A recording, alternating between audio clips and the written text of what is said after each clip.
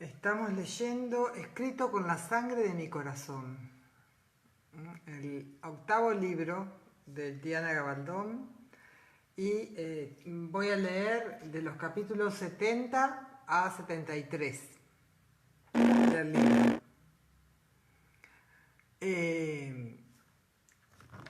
El capítulo 70 se titula Un único piojo.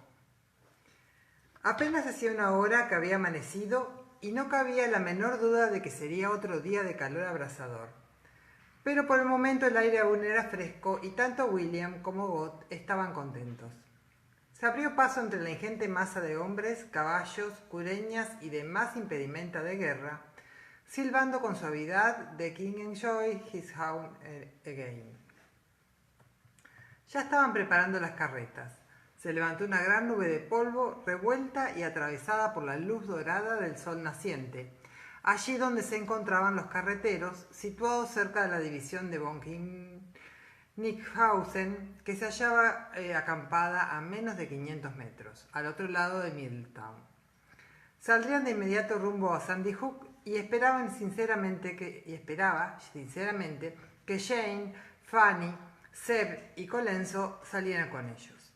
Lo asaltó un breve recuerdo sensorial de la piel del interior de los muslos de Jane y dejó de silbar un momento, pero después sacudió la cabeza para librarse de él. ¡Hola a todos! ¡Hola a todas! Muy bien, seguimos. Tenía cosa que hacer. Nadie sabía a ciencia cierta dónde estaba esa nueva legión británica, aunque se suponía que cerca de la división de Clinton, pues era uno de sus regimientos personales, organizado hacía tan solo un mes en Nueva York. Tal vez fuese arriesgado, pero William estaba bastante dispuesto a apostar a que podía enviar a Sir Henry, dadas las circunstancias. Evitar a Sir Henry. Como quitar un piojo de una peluca de un gabacho, farfulló, y le dio unas palmaditas en el pescuezo a Gott. El caballo estaba descansado y juguetón, impacientes por llegar al camino abierto y salir a galope. La división de Clinton cubría la retaguardia en Middletown, suficiente distancia para calmar un tanto a Gott. Pero primero tendrían que atravesar la extensa masa de seguidores del campamento que pugnaban por espabilarse a una velocidad desesperada. Llevaba a Gott con la rienda corta, no fue a arrollar a algún niño. Había montones de renacuajos populando por el lugar como langostas. Al levantar la vista del suelo, reparó en una silueta familiar, a la cola del pan, y el corazón le dio un pequeño vuelco de placer. Anne Endicott, vestida de día, pero sin la cofia, con el oscuro cabello recogido en una gruesa trenza que le caía por la espalda. Verlo le produjo un escalofrío de intimidad y le costó lo suyo no llamarla. Ya habría tiempo después de la batalla. 71. Capítulo 71. Folie à trois. Fergus me trajo una salchicha hojaldrada y una taza de café. Café de verdad, todo un milagro. Milord enviará a alguien a por ti en breve, dijo, mientras me daba ambas cosas. ¿Está listo? La comida estaba caliente y recién hecha, y sabía que tal vez fuese lo último que comiera en algún tiempo, pero apenas la saboreé. ¿Me da tiempo a vendarle el ojo a Lord John? Era muy consciente del aire de premura que se respiraba, y la piel me había empezado a picar como si fuese atacada por hormigas. «Ir a ver, milady. Germain». Fergus la dio la cabeza hacia la tienda, llamando a Germain para que fuera con él. Pero ya fuera por la lealtad a John o por miedo a verse solas con Jamie, que iba muy en serio con lo que había dicho con respecto al futuro del culo de Germain, quería quedarse en la tienda de campaña. «Estaré bien», le aseguró John. «Ve con tu padre». Aún se lo veía pálido y sudoroso, pero tenía la mandíbula y las manos relajadas, ya no sufría un dolor extremo.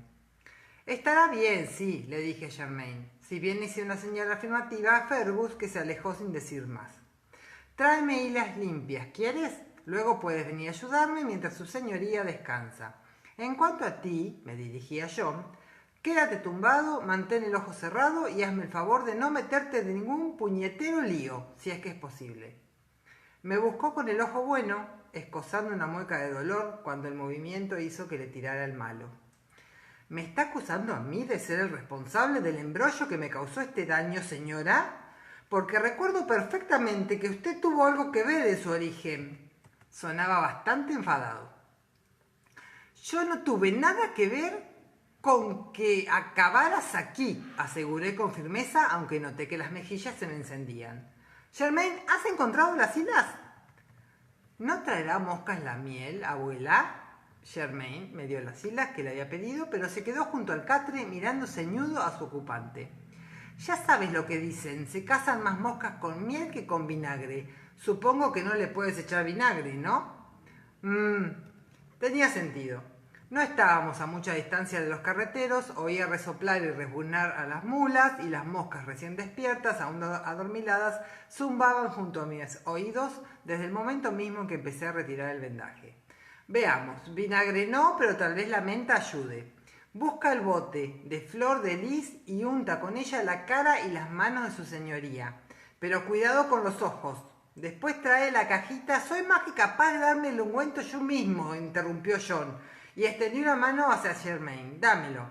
Estate quieto, le ordené, también bastante enfadada. No quiero ni pensar en las cosas de las que eres capaz. Había colocado un platito de miel junto a la lámpara para que se calentara. Llené la jeringa y distribuí la miel alrededor del ojo malo. Preparé una almohadilla de hilas que deposité con delicadeza en el ojo y le puse una venda limpia para que se mantuviera en su sitio. Estuve pensando durante toda la operación. Germain, ve a llenar la cantimplora. ¿Quieres?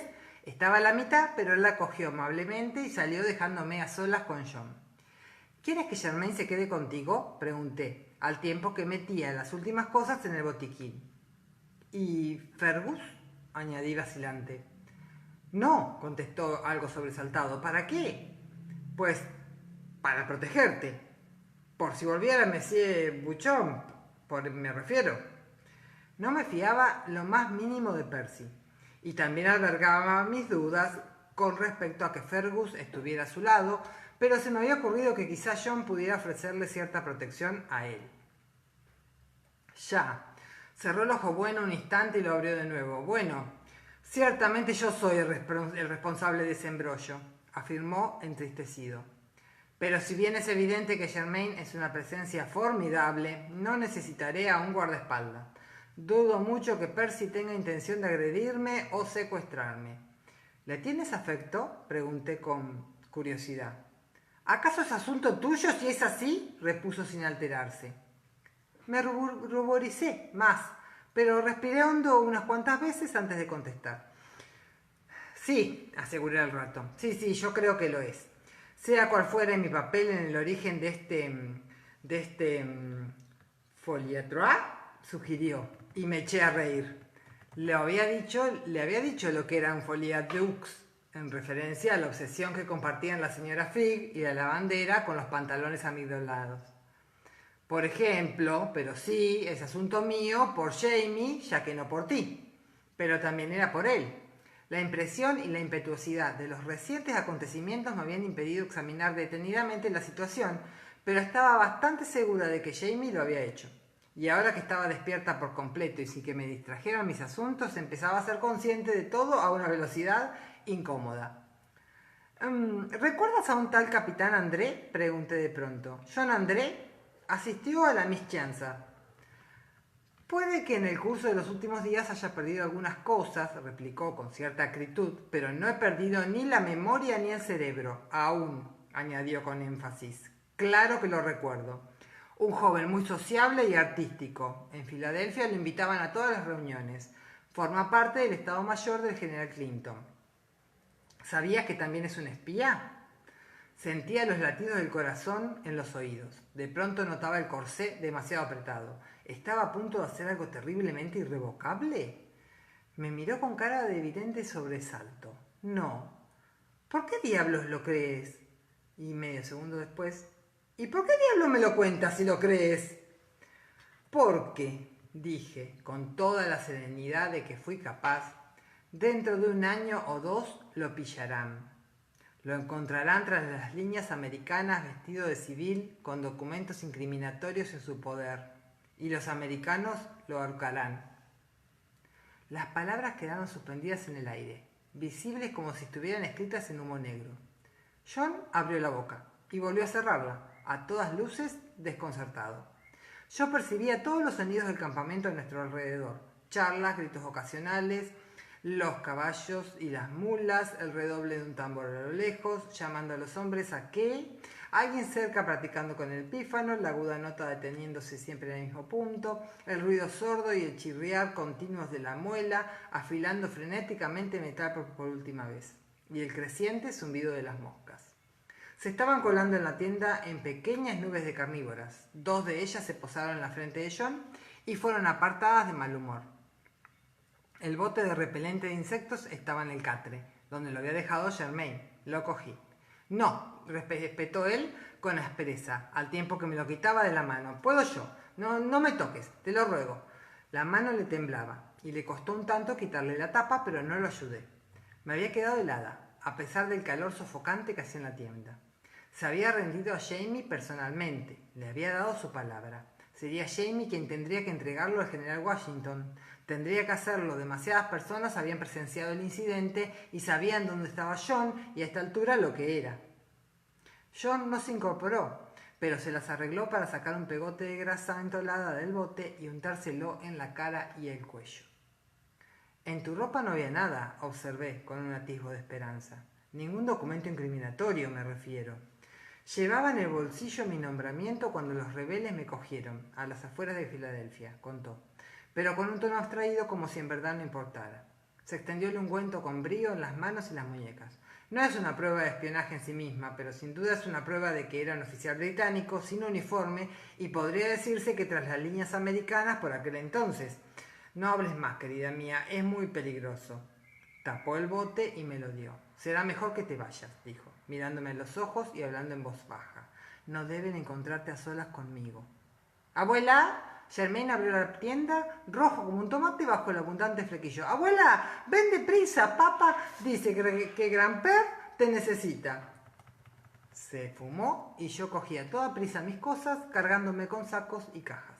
Iba a salir, pero me detuve un instante y me volví hacia John. Tendría que haber preguntado, ¿te tiene afecto él? Dije. John cerró el ojo bueno y apretó un momento los labios. Espero que no, respondió. Salí corriendo tras Germain con mi macuto, lleno de frascos borboteantes al hombro, bajo el brazo una cajita con más instrumental e hilos de sutura, la rienda de Clarence en la mano y la cabeza tan agitada que apenas veía por dónde iba. Me di cuenta de que no le había dicho a John nada que no supiera. Bueno, a excepción del destino que esperaba el capitán André, y si bien era bastante escalofriante, en ese momento carecía de importancia directa. No me había dejado seguir hablando porque ya sabía el grave peligro en que se hallaba y cuáles podían ser las consecuencias para Jamie y para mí. No deben encontrarte a solas conmigo. Porque yo había estado casada con él, quería decir. Eso era lo que pensaba, pero no había querido contarme hasta que yo lo obligué. Si ocurría algo, hablando en plata, si no cumplía su palabra y escapaba, era más que probable que recayese en mí la sospecha de haber tenido algo que ver con ello, sospecha que sería tanto mayor si alguien podía dar testimonio de habernos visto manteniendo una conversación en privado. Y Jamie sería sospechoso de complicidad en el peor de los casos, o en el mejor, de tener una esposa que era desleal con él y con la causa de la independencia. Podía acabar fácilmente en una prisión militar, al igual que Jamie. Pero si yo no escapaba, o escapaba y volvían a capturarlo. Sin embargo, tenía el camino delante, y Jamie estaba allí, a caballo, sosteniendo las riendas de mi yegua. Y era con Jamie con quien pasaría el Rubicón ese día, no con John. El marqués de Lafayette los estaba esperando en un punto de encuentro, con el rostro arrebolado y los ojos brillantes debido a la expectativa. Jamie no pudo evitar sonreír al ver al joven francés que pese a todo lucía un magnífico uniforme con guarniciones de seda roja. Aún así, no carecía de experiencia a pesar de su juventud y del hecho evidente de ser francés. Le había hablado a Jamie de la batalla de Brandywine Creek un año antes, en la que había resultado herido de una pierna, y de que Washington insistió en que se tendiera a su lado y lo tapó con su propio capote. Gilbert idolatraba a Washington, que no tenía hijos y que a todas luces sentía un profundo afecto por el marquesito. Jamie miró a Claire de reojo para ver si apreciaba el estiloso atuendo de Lafayette, pero ella tenía la mirada fija con el ceño ligeramente fruncido en un grupo de hombres que se hallaba a lo lejos, más allá de los soldados continentales dispuestos en ordenadas formaciones. No llevaba las gafas puestas, él veía bien de lejos y se levantó un tanto en los estribos para echar un vistazo. El general Washington y Charles Lee, le dijo, sentándose de nuevo en la silla. Lafayette, al vernos también, montó y fue hacia los superiores. Supongo que lo mejor será que me una a ellos. ¿Has visto a Denzel Hunter? Tenía pensado confiar a Claire al cuidado de Hunter. No quería que anduviera vagando por el campo de batalla, si es que lo había, sola, por muy útil que pudiera ser allí, y recelaba de dejarla sin compañía. Pero Hunter iba guiando su carro y no podía seguir el ritmo de los hombres que marchaban. En el aire se elevaban nubes de polvo, provocadas por miles de pies impacientes. El polvo se metió en el pecho y tosió. No, repuso ella, no te preocupes, y le sonrió con valentía, aunque tenía la cara blanca pese al calor, y él notaba su miedo en el estómago. ¿Te encuentras bien? Siempre le dirigía esa mirada inquisitiva cuando se disponía a librar una batalla, como si quisiera grabar su rostro en la memoria por si moría. Él sabía por qué lo hacía, pero le provocaba una sensación extraña, y ya se sentía intranquilo esa mañana. Sí, claro, contestó, y le cogió la mano y la besó. Debería haber picado espuelas e irse, pero se quedó un instante, y reacio a alejarse. ¿Te has...? Empezó ella, y paró de golpe. ¿Cambiado de calzones? Sí, aunque es probable que haya sido en balde, ya sabes cuando empiece el fuego. Era una broma fácil, aunque ella se rió, y él se sintió mejor. ¿Te has...? ¿Qué? Inquirió, pero ella sacudió la cabeza. Da igual. Ahora mismo es mejor que no pienses en ninguna otra cosa. Solo ten cuidado, ¿quieres? Tragó saliva visiblemente y a él el corazón le dio un vuelco. Lo tendré, replicó, y cogió las riendas, pero volvió la cabeza para ver si llegaba el joven Ian. Ella estaba bastante segura en medio de las compañías en formación, pero aún así él se sentiría más satisfecho si había alguien que la cuidara. Y si le decía eso a ella, probablemente... ¡Ahí está Ian!, exclamó ella, entrecerrando los ojos. Me pregunto qué le pasa a su caballo. Miró hacia donde ella miraba y vio el motivo en el acto. Su sobrino iba a pie, guiando al titubeante caballo, y los dos tenían mal aspecto. Cojea, diagnosticó, y mucho. ¿Qué pasa, Ian?, inquirió. Ha pisado algo puntiagudo cuando subía el terraplén y se ha abierto el casco, hasta el pulpejo. Ian pasó una mano por la pata del caballo y el animal casi se apoyó en él, alzando el casco descerrado en el acto. Cierto, la raja se veía y era lo bastante profunda para que Jamie se estremeciera solidariamente, como si le arrancaran a uno una uña del pie, suponía, y tuviese que recorrer así un buen trecho. Coge mi caballo, Ian, le ofreció Claire, al tiempo que se bajaba de la montura en un revuelo de enaguas. Puedo montar a Clarence. Después de todo, no tengo necesidad de ir deprisa. Sí, convino Jamie, si bien un tanto a regañadientes. La yegua era un buen animal, e Ian necesitaba una montura. Pero cambia las sillas. Ian, mira a ver si ves al doctor Hunter. No dejes a tu tía hasta que venga. ¿Estamos? Adiós, Asenath. Te veré más tarde. No podía esperar más y avivó su caballo para que fuese hacia la muchedumbre. Otros oficiales se habían reunido alrededor de Washington, llegaría justo a tiempo. Pero no era el riesgo de llegar visiblemente tarde lo que le retorcía las tripas. Era la culpa. Tendría que haber informado del arresto de John Gray de inmediato. Lo sabía de sobra, pero lo había retrasado con la esperanza ¿de qué? ¿De que la ridícula situación desapareciera? De haber informado a Washington, habría puesto a Gray bajo custodia y lo habría hecho encerrar o lo habría hecho ahorcar sin más para dar el ejemplo. Esto último no lo creía probable, pero la posibilidad había bastado para impedir que dijera nada, contando con que el caos del inminente éxodo evitaría que alguien se diera cuenta. Pero ahora que lo que le estaba reconcomiendo no era la sensación de culpa por haber propuesto lo que tenía que hacer, ni siquiera por haber expuesto a Claire al peligro al dejar al sodomita en su propia tienda de campaña en lugar de entregarlo. Era el hecho de que no se le había ocurrido revocar la promesa de Gray esa mañana al irse. De haberlo hecho, tal vez Gray habría escapado con facilidad en medio del caos de la marcha, y aunque más adelante hubiera surgido algún problema debido a ello, John Gray estaría a salvo. Pero era demasiado tarde, y tras dirigir una breve plegaria por el alma de Lord John Gray, se unió al Marqués de Lafayette y saludó al general Washington. Capítulo 72. Cenagales y embrollos. Las cosas se están complicando.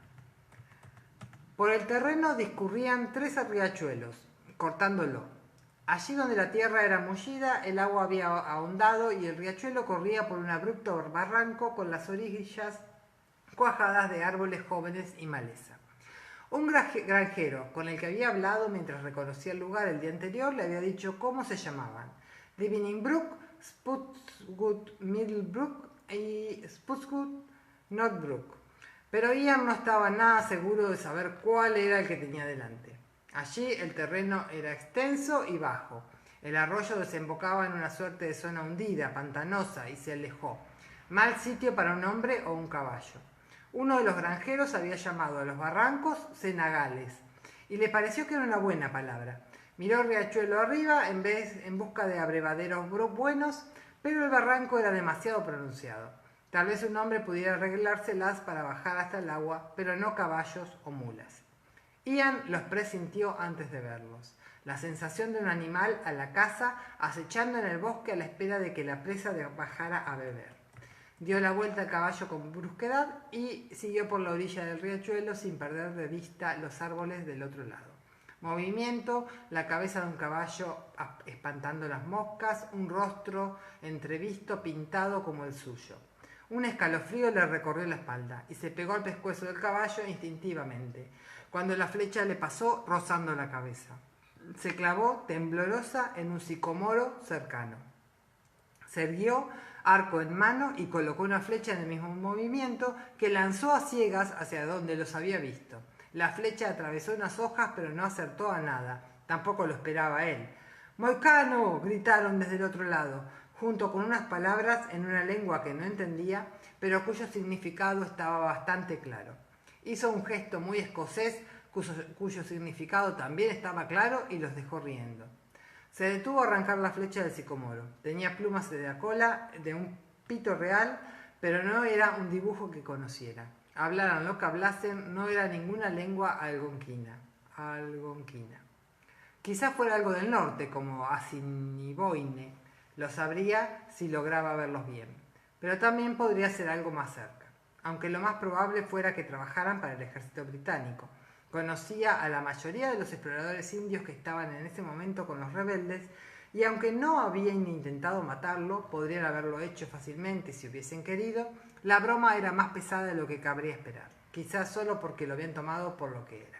Moicano, para un inglés era más fácil de decir que Kaineyekehava, que para cualquiera de las tribus que conocía, las Kaineyekehava, aquella era una palabra para asustar a los niños o un insulto deliberado. Significaba devorador de hombres. Pero los Kaineyekehava tenían fama de quemar vivos a sus enemigos y comérselos.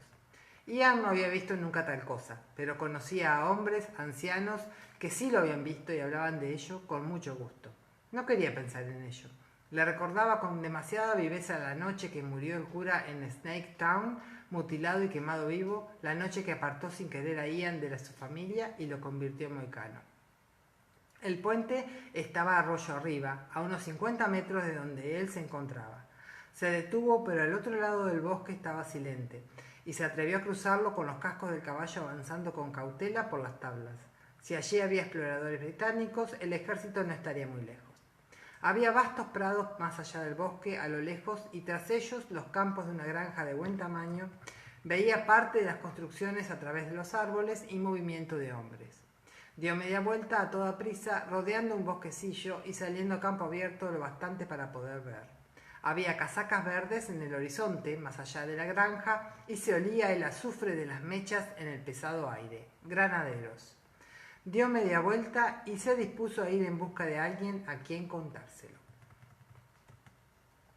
William por fin descubrió el destacamento de caballería de la Legión Británica. Estaban llenando las cantimploras en el pozo de una granja. Sin embargo, contaban con un piquete adelantado que advirtió de la llegada de un jinete solitario y la mitad de la compañía se volvió en redondo alerta. Una compañía bien adiestrada. Van Astre Tarleton era un oficial bueno, activo. Tarleton, por su parte, se encontraba a la sombra de un árbol grande, relajado con el empenachado casco bajo un brazo, enjugándose la cara con un pañuelo de seda verde.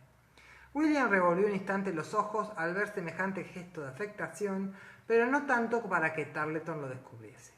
Cabalgando al paso, se situó junto al Tarleton y se inclinó para darle el despacho. «Del capitán André», dijo. «¿Ha habido jaleo?»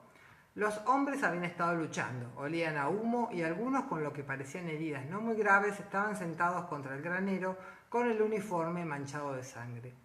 Las puertas del granero se abrían a la nada, y fuera el suelo estaba pisoteado y salpicado de estiércol. Por un instante se preguntó si el granjero había sacado de allí a sus animales o si se los habría llevado alguno de los ejércitos. «No lo bastante», contestó Tarleton mientras leía la nota. «Aunque puede que esto sea de ayuda. Hemos de reforzar al Lord Cornwallis».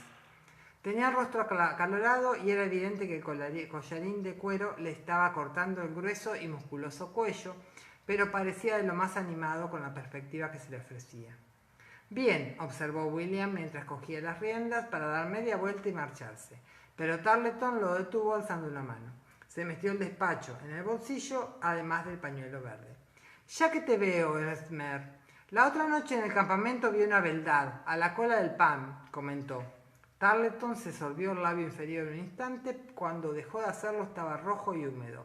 «Una auténtica beldad, y además tenía una hermanita muy mona, aunque no lo bastante mayor para mí». William enarcó las cejas, pero notó los muslos y los hombros tensos. «Le hice una oferta», añadió Tarleton, con abierta despreocupación, pero mirando deprisa las manos de William. Este las relajó haciendo un esfuerzo. «Pero rehusó, dijo que era tuya». Esto último no era del todo una pregunta, pero tampoco dejaba de serlo. «Si se llama Jane», contestó William con sequedad, «ella y su hermana viajan bajo mi protección». La mirada socarrona de Tarleton acabó siendo de franco regocijo. «Tu protección», repitió. Los carnosos labios dibujaron una mueca. «Aunque creo que me dijo que se llamaba Arabella. Puede que estemos pensando en distintas muchachas». «No lo creo». William no quería mantener esa conversación, de manera que cogió las riendas. «No te atrevas a tocarla».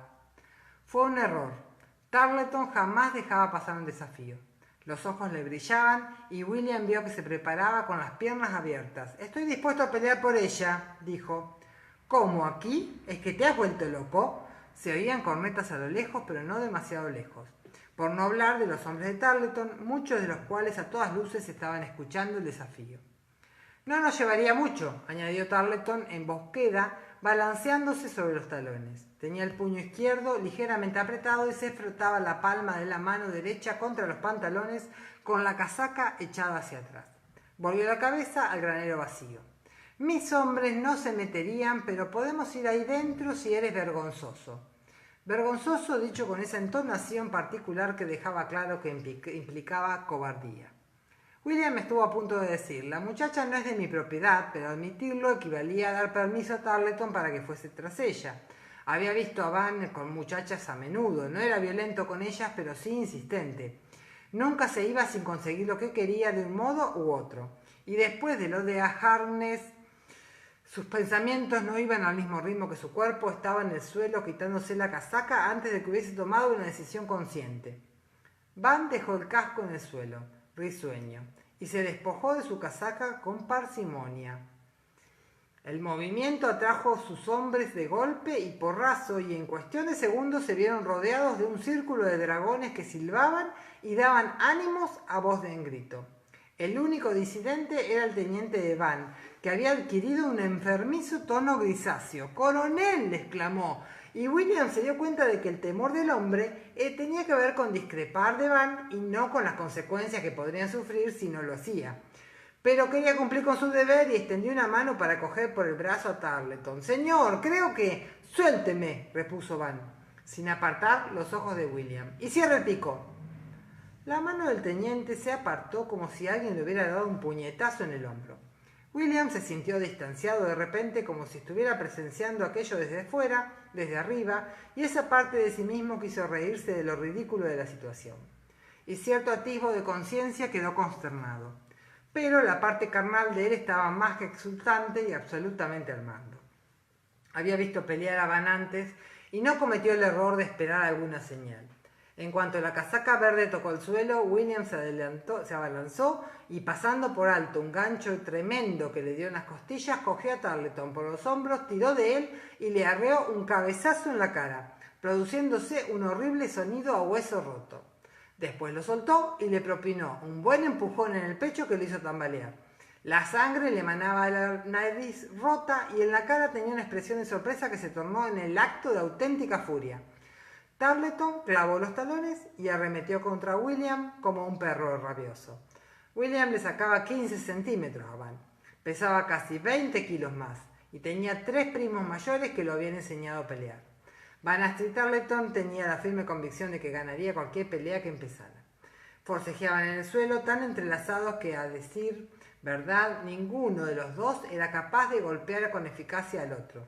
Cuando William oyó apenas la voz del teniente, rebosante de pánico y ajetreo a su alrededor. Unas manos lo levantaron y lo separaron de Tarleton. Más manos lo empujaron frenéticamente hacia su caballo. Se aproximaban tambores por el camino y se oían pies en movimiento. Montó aturdido, con un sabor a sangre en la boca, y escupió por reflejo. Tenía la casaca en el regazo y alguien le dio una palmada al caballo con un sonoro arre que casi derribó a William, cuyos pies no se hallaban ni remotamente cerca de los estribos. Clavó rodillas y pantorrillas en los costados del animal, instando a Gott a lanzarse a galope. Y salió del camino justo delante de una columna de infantería, cuyo sargento retrocedió dando un grito de alarma. Escoceses. Vio los pantalones y las gorras de tartán y oyó algunos gritos groseros en lo que podría ser escocés o irlandés, pero no le importaba. Eran de un regimiento que no conocía, de manera que sus oficiales no lo conocerían a él. Que Tarleton diese las explicaciones que quisiera. A William le sonaba el oído izquierdo y sacudió la cabeza y se llevó la mano a la oreja para callarlo. Cuando apartó la mano, el pitido había cesado y alguien cantaba Yankee Doodle. Volvió la cabeza con incredulidad y vio a varios soldados continentales de casaca azul que tiraban de varias piezas de artillería y apuntaban al horizonte. Volvía atrás para advertir a la infantería escocesa y a los hombres de Tarleton. Se dirigía al sur, al encuentro de Cornwallis. ¡Estuvo casaca roja! Un grito que provenía de su izquierda lo hizo mirar en esa dirección y justo a tiempo. Un grupo de 10 o 15 hombres ataviados con cabeza de cazador se le estaban echando encima, la mayoría de ellos armados con guadañas y azadas. Un hombre lo apuntaba con un mosquete, al parecer era el que le había gritado, y Jaque volvió a hacerlo. «Suelta la rienda y desmonta». «Y un cuerno», repuso William, y le propinó un puntapié a Gott, que salió disparado como si tuviese fuego en el rabo. Oyó el estruendo del mosquete, pero se pegó al pescuezo del caballo y siguió adelante. Capítulo 73. El peculiar comportamiento de una tienda de campaña. Si bien no le entusiasmaba que lo trasladasen a una prisión, John Gray empezaba a desear por lo menos soledad. Fergus Fraser y su hijo habían insistido en quedarse con él hasta que alguien fuese en su busca. Posiblemente para poder decirle a Jamie qué había sido de él. No le interesaba lo más mínimo el método y los medios con que se fuera a llevar eso a cabo, se contentaba con aguardar las novedades y deseaba soledad para reflexionar sobre la presencia, los motivos y las posibles acciones de Percy Wainwright. Con Lafayette había dicho, consejero. John se estremeció al pensar qué clases de consejos podría dar ese... ¿Y por qué le interesaba a Fergus Fraser? Miró de reojo al susodicho impresor, que en ese momento estaba enzarzado en una pelea con su precoz retoño.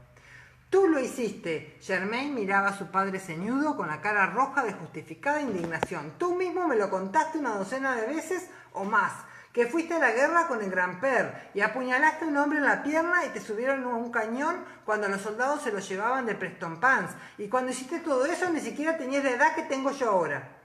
Fergus se detuvo un instante mirando a su hijo con los ojos entrecerrados, a todas luces lamentando su pasada prolijidad.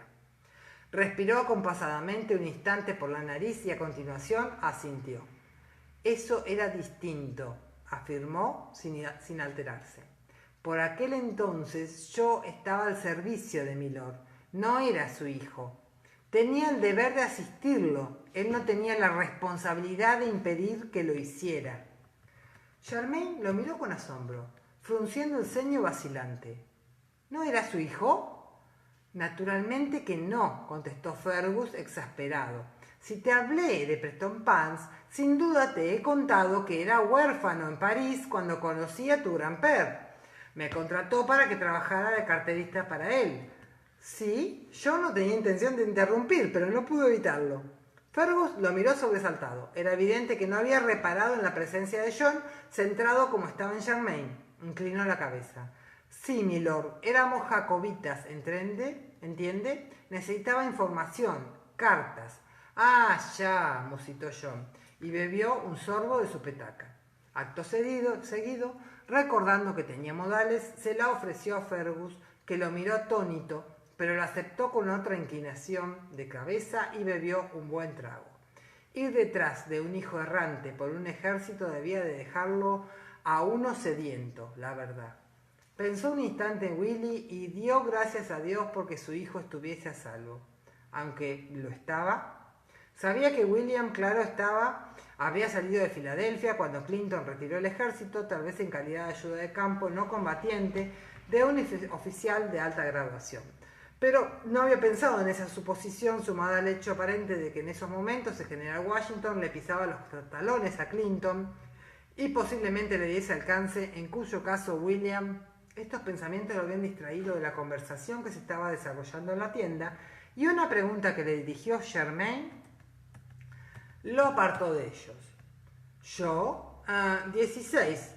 Tal vez hubiera entrado en el ejército antes, añadió John en tono de disculpa, si hubiera estado formando el regimiento de mi hermano, pero lo organizó durante el levantamiento jacobita. Miró a Fergus con renovado interés. Tú luchaste en Prestonpans, ¿no? Esa también debería haber sido su primera batalla, y la habría sido, de no haberse topado con un pelirrojo, un tal Jamie Fraser, célebre jacobita, en un puerto de montaña 2 noches antes. ¿Mató usted a alguien?, quiso saber Charmaine. No en Prestonpans, más adelante, en Culloden. Ojalá no lo hubiese hecho.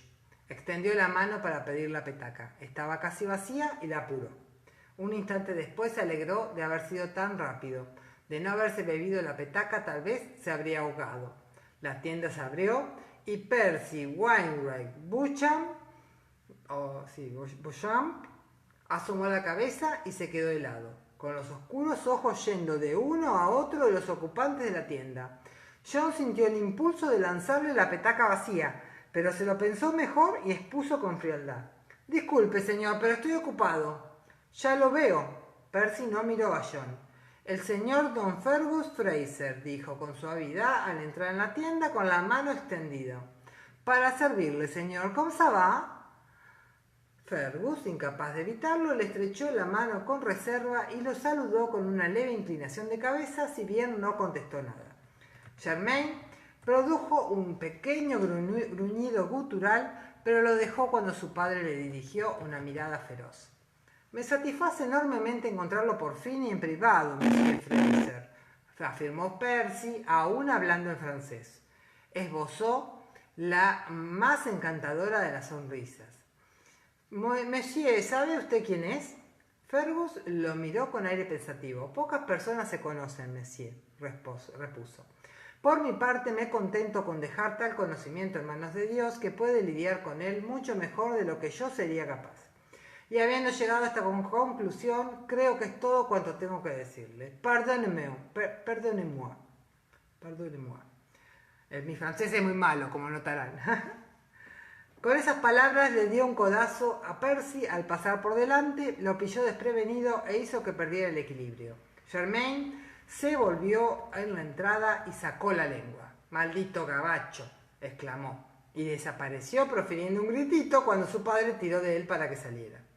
A Percy se le salió uno de los zapatos con hebilla de plata al intentar no caerse.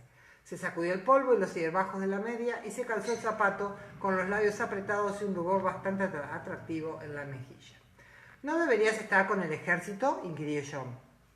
Sin duda querrás estar ahí si Washington llega a encontrarse con Clinton. Me figuro que los tuyos desearán un informe completo elaborado por un testigo ocular, ¿no es así? Cierra el pico, John, espetó Percy, y escucha, no tengo mucho tiempo. Se sentó en la banqueta con un ruido sordo, unió las manos en la rodilla y miró fijamente a John como si evaluara su inteligencia. ¿Conoces a un hombre, un oficial británico llamado Richardson? Fergus se abría camino entre el caos que había dejado el éxodo del ejército, llevando a Germain fuertemente agarrado de la mano.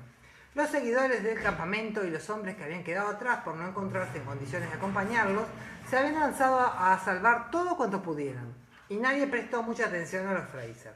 Su única esperanza era que el caballo siguiese donde lo había dejado. Se llevó la mano a la pistola que tenía metida bajo la camisa por si acaso.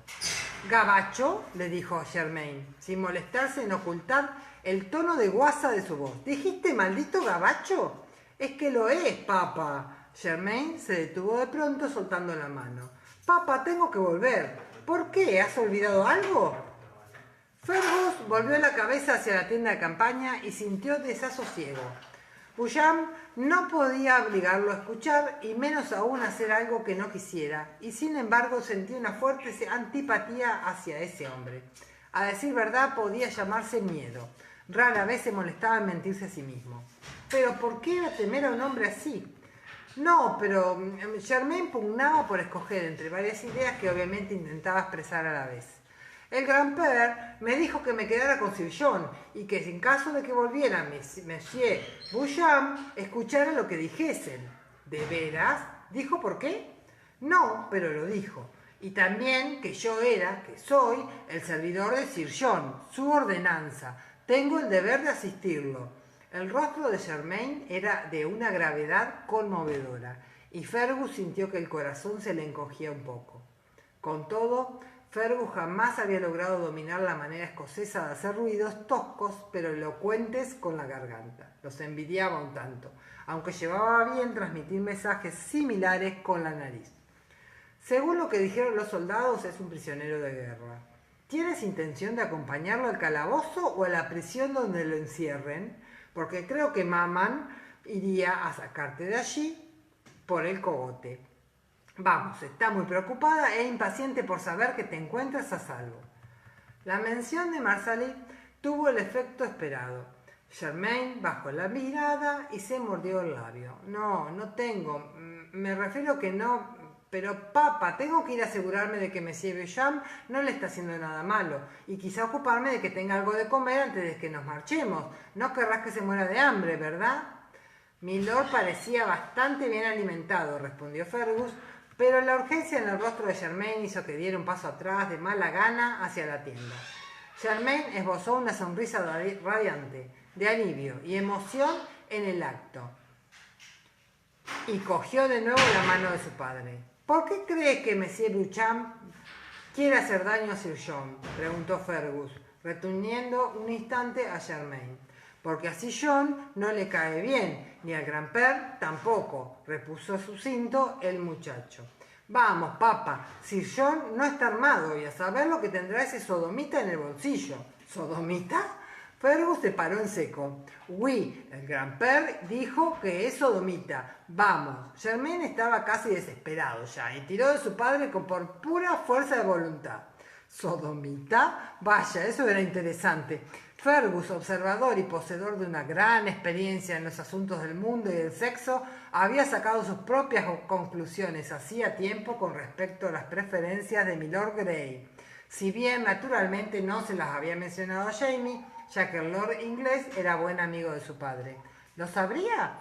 Pese a ello, eso podía hacer que la relación de Sir John con Busham fuese mucho más compleja, y se aproximó a la tienda con una fuerte sensación de curiosidad y recelo. Estaba preparado para taparle los ojos con la mano a Germain y alejarlo de allí si en esa tienda estaba sucediendo algo impropio, pero antes de que se acercaran lo bastante para asomarse, vio que la lona Temblaba de una forma muy extraña y detuvo a Germain. «Arre», dijo en voz baja. Era incapaz de concebir que incluso las prácticas sexuales más depravadas hiciesen que una tienda se comportara así, e indicando a Germain que no se moviese, se fue a un lado sin hacer ruido, manteniéndose a cierta distancia de lo que quedaba del campamento. Sin duda, Lord John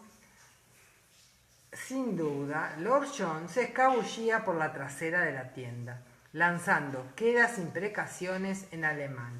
Con la atención centrada en tan peculiar exhibición, Fergus no se dio cuenta de que Beauchamp había salido por la parte delantera hasta que oyó la exclamación de Germain y al volverse vio al muchacho detrás de él. La habilidad de Germain para moverse con sigilo, pero ese no era el momento de alabanzas. Hizo un gesto a su hijo y se apartó un poco más, ocultándose tras un montón de barriles vacíos. Beauchamp, con el rostro rojo, se alejaba a buen paso, al tiempo que se sacudía paja de los elegantes faldones de la casaca. Lord John se puso en pie a duras penas y salió en dirección contraria, hacia el bosque, sin preocuparse por la ropa que llevaba, cosa que no era de extrañar. ¿Qué diantres había estado haciendo ese hombre vestido así?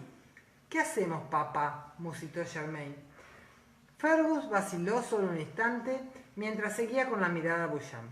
El hombre se dirigía hacia una taberna grande, posiblemente el que fuera el centro de mando del general Washington. Si Beauchamp tenía intención de quedarse con el ejército continental, se podría dar con él si era necesario. «¿Seguimos a Lord John, papá?». A Germain lo dominaba la impaciencia, y Fergus le puso la mano en el hombro para calmarlo. «No», respondió con firmeza, pero con cierto pesar, pues por su parte sentía una gran curiosidad. «Está claro que lo que tiene que hacer es urgente, y nuestra presencia probablemente le supondría más peligro que ayuda». No añadió que Lord John se encaminaba casi con total seguridad al campo de batalla si lo había. Semejante observación no habría hecho sino poner más nervioso a Germain. Pero Germain tenía la terquedad escocesa de su madre y Fergus reprimió una sonrisa al ver cómo sus pequeñas cejas rubias dibujaban exactamente la misma expresión que Marsali. «Irá en busca de tu grand-père o de sus compatriotas», señaló Fergus. «El uno o los otros se harán cargo de él y en ningún caso le sería de ayuda nuestra presencia. Y tu madre nos asesinará a los dos si no volvemos a Filadelfia esta semana». Tampoco mencionó que pensar en Marsali y los otros niños solos en la imprenta le producía una gran inquietud. El éxodo del ejército británico y una horda de legitimistas había provocado que Filadelfia no fuese un lugar en absoluto seguro.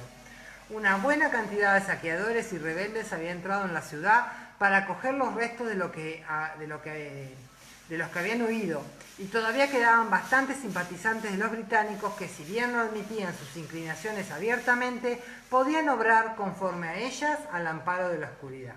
«Vamos», dijo con más suavidad, al tiempo que agarraba a Germain de la mano. «Tendremos que encontrar algo de comer para el camino». John Gray avanzaba por el bosque, tropezando de vez en cuando al tener un único ojo bueno. El suelo no siempre estaba donde él creía. Una vez lejos del campamento, no hizo ningún esfuerzo por ocultarse. Claire le había tapado el ojo con hilos de algodón y le había vendado la cabeza con gran profesionalidad para mantener los hilos en su sitio. Esto le protegería el ojo malo y al mismo tiempo permitiría que el aire secara la piel de alrededor, adujo. Suponía que estaba surtiendo efecto, ya no tenía los párpados tan doloridos e irritados como antes, tan solo bastante pegados. Pero en ese momento lo que agradecía a más no poder era parecer un herido al que habían dejado atrás el apurado ejército americano. Nadie lo pararía o le haría preguntas. Bueno, nadie salvo los que habían sido sus compañeros del 16º de Pensilvania si tenía la mala suerte de toparse con ellos. Solo Dios sabía lo que pensaron cuando se rindió a Jamie. Lo sentía por ellos, habían sido muy buenos con él y debían de sentir que esa amabilidad había sido traicionada al revelar su identidad, pero no había tenido mucha elección en ese puñetero sentido, como tampoco la tenía ahora. «Planean llevarse a tu hijo». Probablemente fuese lo único que Percy podía decir que lo hiciera prestar atención. ¿Planean? ¿Quiénes?, preguntó con aspereza, incorporándose. ¿Llevarlo? ¿A dónde? ¿Y por qué? Los americanos. En cuanto a por qué, por ti y por tu hermano. Percy lo miró, sacudiendo la cabeza. ¿Tienen la más mínima idea de lo que vales, John? ¿De lo que valgo? ¿Para quién? Se levantó con un peligroso tambaleo y Percy le cogió la mano para sujetarlo. La notó caliente y firme y sorprendentemente familiar. La retiró. Me han dicho que tengo un valor considerable como chivo expiatorio, en caso de que los americanos decidieran ahorcarme. ¿Dónde está la puñetera nota de Hal? ¿Quién la tenía ahora? ¿Watson Smith, el general Wayne? Bueno, eso no servirá de nada, ¿no crees? A Percy no pareció alterarlo la idea de la inminente muerte de Grey. No te preocupes, hablaré con él. ¿Con quién?, preguntó con curiosidad. Con el general Lafayette, replicó Percy y añadió con una leve inclinación de cabeza, de quien tengo el honor de ser consejero. Gracias, dijo secamente Grey, no me preocupa la posibilidad de que me ahorquen, al menos no en este instante, pero quiero saber qué demonios estás diciendo de mi hijo William. Esto sería más sencillo con una botella de Oporto, contestó Percy, profiriendo un suspiro. Pero por desgracia el tiempo no lo permite. Siéntate al menos, das la impresión de ir a caerte de bruces. Gray se sentó con toda la dignidad de que fue capaz y lanzó una mirada furibunda a Percy. Por decirlo de la manera más sencilla, y no es sencillo, te lo aseguro, hay un oficial inglés llamado Richardson. Lo conozco, interrumpió Gray. Ya sé que lo conoces, calla. Percy lo detuvo con un movimiento de la mano. Es un espía americano. ¿Qué es? ¿Qué? Por un momento pensó que en efecto podía caerse de bruces a pesar de que estaba sentado, por lo tanto se agarró del catre con ambas manos para evitarlo. Me explicó que pretendía arrestar a la señora Fraser por distribuir material sedicioso. Por esa razón me casé con ella. ¿Y tú? Percy lo miró con los ojos muy abiertos. ¿Te casaste? Así es, replicó Gray enfadado. Igual que tú, o eso me dijiste. Continúa con lo del maldito Richardson. ¿Cuánto lleva espiando para los americanos? Percy resopló, pero contestó. No lo sé. Me enteré la primavera del año pasado, aunque es más que posible que llevara ya algún tiempo haciéndolo. Es un tipo activo, lo reconozco, que además no se contenta con recabar información y pasarla. Es lo que se podría llamar un provocateur. No es el único que provoca, farfulló Gray, resistiendo la necesidad de frotarse el ojo malo. ¿Qué tiene que ver con William? Empezaba a notar una desagradable sensación en el abdomen. Había sido él quien le había dado permiso a William para llevar a cabo pequeñas misiones destinadas a reunir información para el capitán Richardson, que, dicho sin rebozo, ha intentado en más de una ocasión hacer que tu hijo se encuentre en una posición en la que parezca que simpatiza con los rebeldes. Tengo entendido que el año pasado lo envió a los pantanos de Great Dismal, en Virginia, con la intención de que lo capturara un grupo de rebeldes que tiene allí un bastión. Probablemente ellos le hicieron saber que había desertado y se había unido a ellos cuando en realidad lo tenían prisionero. ¿Para qué?, quiso saber Gray. ¿Quieres hacer el puñetero favor de sentarte? Mirar hacia arriba me está dando dolor de cabeza. Percy resopló de nuevo y se sentó, no en la banqueta que había al lado, sino junto a Gray, en la cama de campaña con las manos en la rodilla. Probablemente para desacreditar a tu familia. Por aquel entonces Parloe estaba pronunciando unos discursos bastante incendiarios en la casa de los Lores sobre la manera de llevar la guerra. Hizo un gesto leve e impaciente que John conocía, un rápido aleteo de los dedos. No sé los detalles todavía, pero lo que sí sé es que se ha dispuesto que se lleven a tu hijo durante el viaje a Nueva York. No se está molestando en hacerlo de manera indirecta o de andarse con politiqueros. Las cosas han cambiado ahora que Francia ha entrado en la guerra. Es un simple secuestro con el propósito de exigir que tú y Parloe cooperéis en la cuestión del territorio del noroeste y posiblemente alguna otra cosa en pago por la vida del chico. Gray cerró el ojo bueno en un intento de que la cabeza dejara de darle vueltas. 2 años antes, Percy había vuelto a entrar en su vida de golpe portando una propuesta de ciertos individuos franceses, a saber que esos individuos querían que le fuese devuelto el valioso territorio del noroeste, en la actualidad en manos de Inglaterra, y a cambio de conseguir la ayuda necesaria para lograr tal fin, ofrecían su influencia para impedir que Francia entrara en la guerra en el bando de los americanos. Las cosas han cambiado, repitió, con cierta crispación. Percy respiró hondo por la nariz. El almirante de Stein zarpó de Tolón con una flota en abril. Si no está ya cerca de Nueva York, lo estará dentro de poco. Tal vez el general Clinton lo sepa o tal vez no. ¡Jesús! Gray clavó las manos en la cama lo bastante fuerte como para dejar marcas de uñas. Así que los condenados franceses habían entrado oficialmente en la guerra. Habían firmado un tratado de alianza con América en febrero y le habían declarado la guerra a Inglaterra en marzo. Sin embargo, hablar salía barato. Tanto los barcos como los cañones y los hombres costaban dinero. De pronto cogió por el brazo a Percy y apretó con fuerza. ¿Y cómo encajas tú en todo esto?, inquirió con voz serena y fría. ¿Por qué me lo cuentas? Percy respiró hondo, pero no se zafó. Devolvió la mirada a Gray con los ojos marrones claros y directos. ¿Cómo encajo yo? No importa, afirmó. Y no hay tiempo. Tienes que encontrar a tu hijo deprisa. En cuanto a por qué te lo cuento, John lo vio venir y no se apartó. Percy olía a bergamota y naranja amarga y su aliento a vino tinto. John aflojó la presión en el brazo de Percy. No sé francés. ¿Quiere decir en francés? Por tus bellos ojos, o algo así. Pour vos yeux, musitó Percy contra sus labios y se echó a reír, maldito fuera. Y ahí termina el capítulo 73.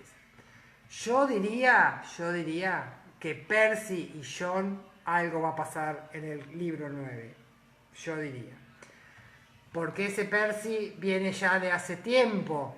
Hace tiempo tiene relación con John.